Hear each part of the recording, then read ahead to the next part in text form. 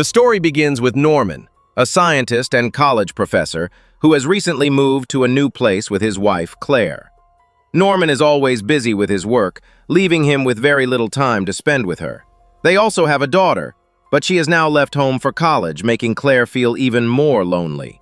She often finds herself lost in memories of the past, when her family was together and she felt truly happy.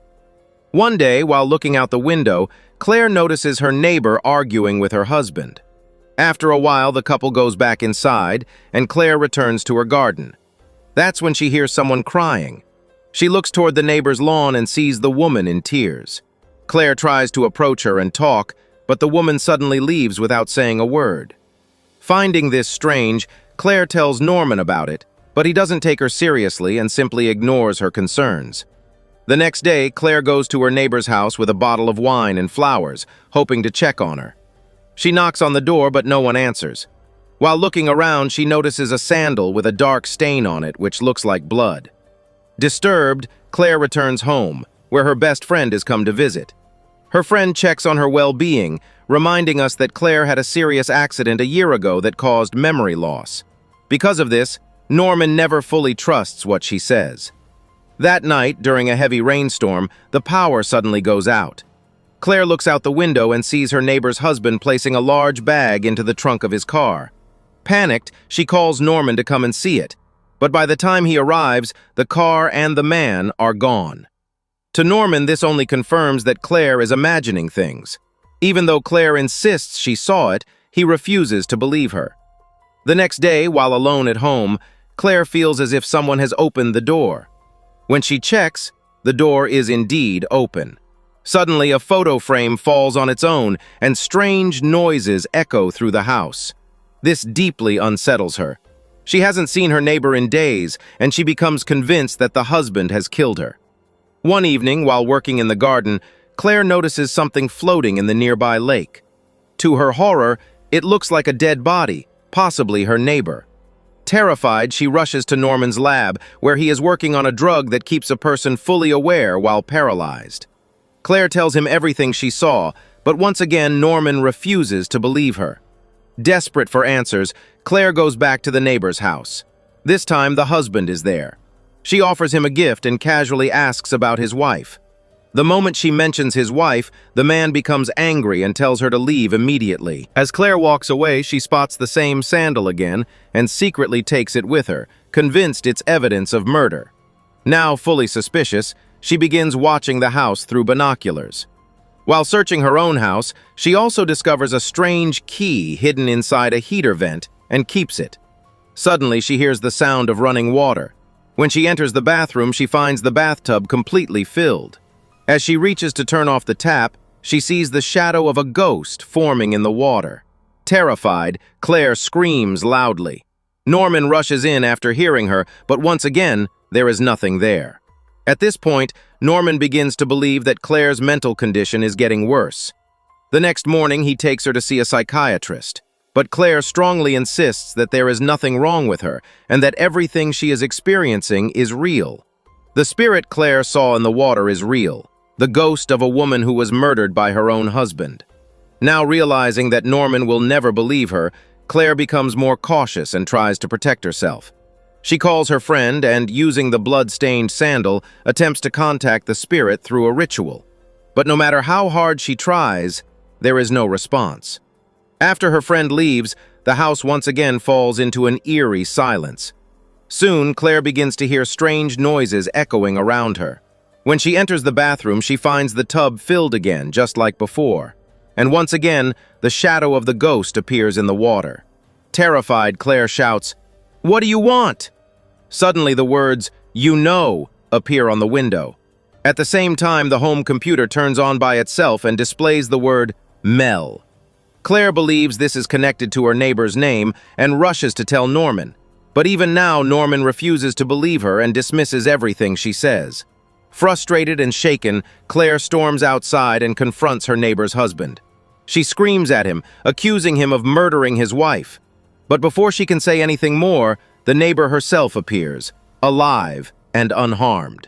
Claire is completely stunned. At that moment, she begins to doubt everything she has experienced, convincing herself it was all in her mind. The next morning, while fixing a broken photo frame, Claire discovers something hidden inside. It is a newspaper clipping about a missing girl. Curious, she searches online and learns that the girl's name was Madison Elizabeth Frank, also known as MEF, the same letters that appeared on the computer screen. This discovery changes everything. Claire now realizes that what she experienced was not imagination, but something real. As she digs deeper, she finds that Madison had attended college with Norman a year earlier. When she confronts Norman, he denies knowing anyone by that name. He becomes angry and tells Claire to stop this madness. But Claire is now certain that the spirit she saw belongs to Madison. Determined to uncover the truth, she visits Madison's house and meets her mother. On her way back, she secretly takes a strand of Madison's hair from a hairpin. Later, she attempts to summon the spirit again, and this time, it works. The spirit takes control of Claire's body. When Norman returns home, he finds Claire behaving strangely. As she approaches him, he sees a shadow within her, the presence of Madison. Terrified, he pushes her away. Claire falls to the ground and the hairpin slips from her hand. In that moment, she regains consciousness, freed from the spirit's control. After this intense experience, Claire's lost memories begin to return. She remembers seeing Madison with Norman in the past. When she confronts him again, Norman finally confesses the truth. He admits that when their marriage was struggling, he had an affair with Madison. But according to him, it didn't last long. Furious and heartbroken, Claire goes to her friend and reveals everything. Her friend confirms that she had seen Norman with another woman before, the same woman, Madison, at a cafe outside the city. Claire returns home and confronts Norman once again. This time, he insists that he never went out of town with Madison. He admits to the affair but claims he ended it after realizing it was wrong. According to Norman, when he tried to break things off, Madison threatened to kill both him and Claire.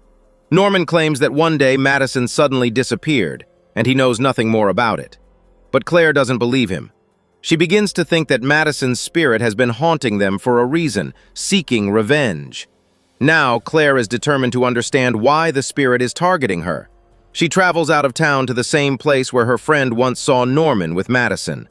When she arrives, she discovers the truth. Norman had lied.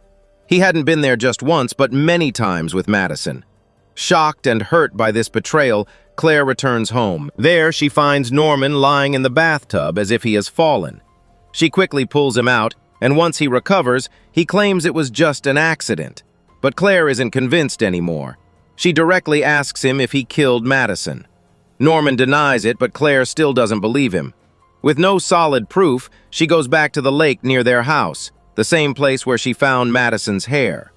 As she stands there, something suddenly pulls her underwater. As she sinks deeper, she sees a mysterious box with markings identical to the necklace Madison wore. But before she can reach it, Norman pulls her out of the water. Still suspicious, Claire goes back to the town and enters a shop. There, she finds a jewelry box identical to the one she saw in the lake. Now convinced it holds the truth, she takes the box with her. Back home, she opens it using the key she had earlier found hidden in the heater vent. Inside, she finds Madison's belongings, her jeans, and her necklace. This confirms her worst fear. Claire now believes without a doubt that Norman killed Madison. When she confronts him again, Norman changes his story. He claims Madison killed herself in their house. According to him, he then put her body in the car, drove to the lake, and dumped it along with the box. Claire demands that he confess everything to the police. Norman agrees and pretends to call 911. But when Claire checks, she realizes he actually dialed 411, not the police. Before she can react, Norman attacks her from behind and injects her with the experimental drug he created. The drug leaves Claire completely paralyzed, but fully aware of everything happening around her. Now believing she can't stop him, Norman reveals the truth. He admits that he had an affair with Madison, but when he tried to leave her, she threatened to expose him, so he killed her. And now, he plans to kill Claire as well. He takes her to the bathroom, wanting to be close to her one last time before ending her life. But as he looks at her, he suddenly sees Madison's ghostly face instead of Claire's. Terrified, he steps back, slips, and hits his head hard against the glass. He collapses, unconscious. Claire, still under the drug's effect, slowly begins to regain control as the cold water helps her recover. With great effort, she manages to move and makes her way to the car. She starts driving away, trying to escape. But as the car reaches the bridge over the lake, she realizes Norman is still inside. Suddenly, he attacks her again. The struggle causes the car to lose control and crash into the lake below. Underwater, Norman tries to kill Claire once more. But then, Madison's spirit appears. The ghost grabs Norman and holds him tightly. Claire finally gets her chance to escape. She swims to safety, but Norman cannot. He drowns in the lake, the same place where he once threw Madison's body. With his death, Madison's spirit finally finds peace. Sometime later, winter arrives. Claire visits Madison's grave and places a red rose.